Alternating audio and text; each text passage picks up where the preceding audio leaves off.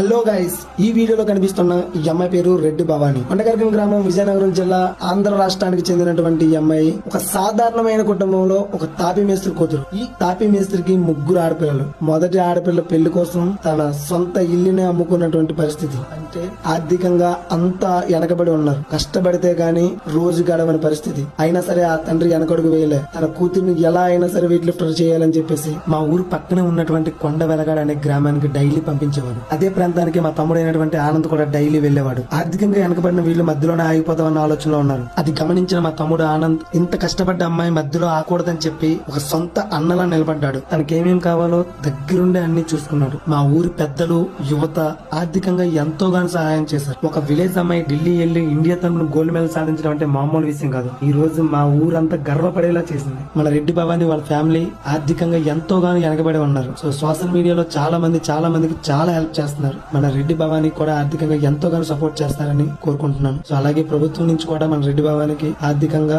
Support కావాలని మనస్ఫూర్తిగా కోరుకుంటున్నాను. ఈ వీడియో మీ కాంటాక్ట్ లో ఉన్న ప్రతి ఒక్కరికి షేర్ చేసి మన భవానికి సపోర్ట్ చేస్తారని కోరుకుంటున్నాను. జై హింద్.